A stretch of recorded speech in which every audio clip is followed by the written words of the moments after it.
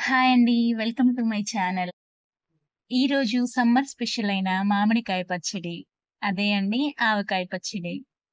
ఈ కొలతలతో first time చేసేవాళ్ళు కూడా పర్ఫెక్ట్‌గా చాలా సింపుల్‌గా ఆవకాయ పచ్చడి పెట్టొచ్చు.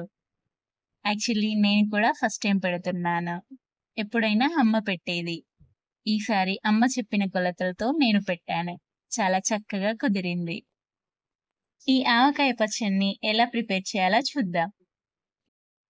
ముందుగా 10 పచ్చడి మామిడికాయలను తీసుకొని, ఒక బేషన్‌లో వేసి, అవి మునిగే వరకు వాటర్ పోసుకొని, ఒక గంట పాటు నాననివ్వాలి. ఆ తర్వాత మామిడికాయలను తడి లేకుండా ఒక కాటన్ క్లాత్‌తో తుడుచుకోవాలి. ఇలా అన్ని మామిడికాయలని తడి లేకుండా చేసుకోవాలి.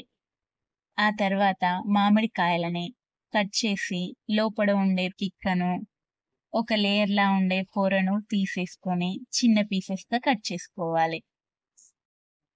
ఇలా అన్ని ముక్కలు ఒకే సైజులో ఉండేలా చూసుకోవాలి. నేను తీసుకున్న మామిడికాయలు నాకు కేజీ ముక్కలు అయ్యాయి. ఆ తర్వాత మనం చేయబోయే ఆవకాయ పచ్చడి కోసం కేజీ మామిడికాయ ముక్కలకి మనకు 400-450 గ్రాముల వరకు నూనె పడుతుంది. సో, ఇక్కడ నేను పల్లి నూనెని యూజ్ చేస్తున్నాను. మీరు కావాలంటే నువ్వుల నూనెనైనా యూజ్ చేయొచ్చు. నేను తీసుకున్న పల్లి నూనె కొలతలో నుండి కొద్దిగా ఆయిల్ మామిడికాయ ముక్కలలో పోస్తున్నాను.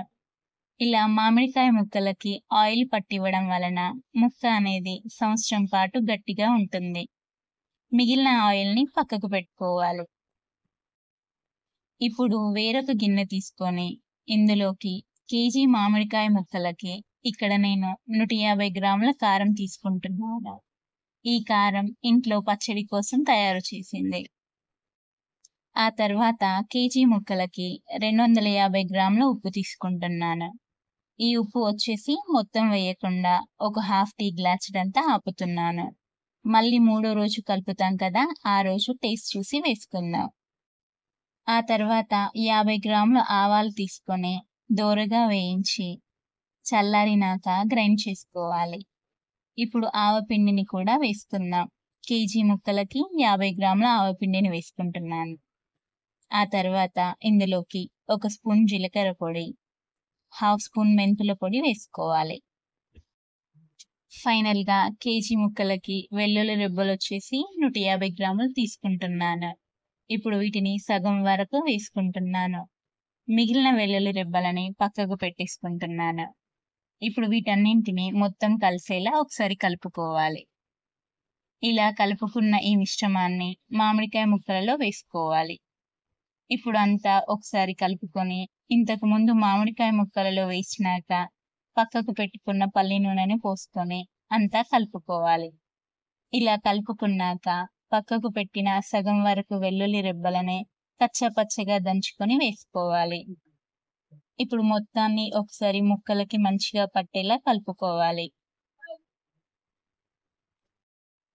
ఇప్పుడు ఈ మామిడికాయ పచ్చడిని ఒక జార్ తీసుకొని తడి ఏం లేకుండా తుడుచుకొని జార్‌లో జాగ్రత్తగా పెట్టేసుకుందాం. జార్‌లో పెట్టంగా మిగిలింది ఒక గ్లాస్ గిన్నెలో పెట్టేసుకుందాం. మళ్ళీ మూడో రోజు అంతా తీసి ఒక గిన్నెలో వేసి టేస్ట్ చూసి మిగిలిన ఉప్పును వేసి కలుపుకొని మళ్ళీ జార్‌లో పెట్టేసుకోవాలి.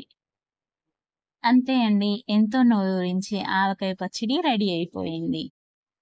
ఇలా పెట్టేసుకున్నాక లాస్ట్‌లో బేషన్‌లో కొద్దిగా రైస్ వేసుకొని కలుపుకొని తింటే ఆ టేస్ట్‌కి కంపల్సరీగా ఆహా అనాల్సిందే. ఈ వీడియో గనుక మీకు నచ్చినట్లయితే ఇలాంటి మరెన్నో వీడియోస్ కోసం please like, share and subscribe. Thanks for watching.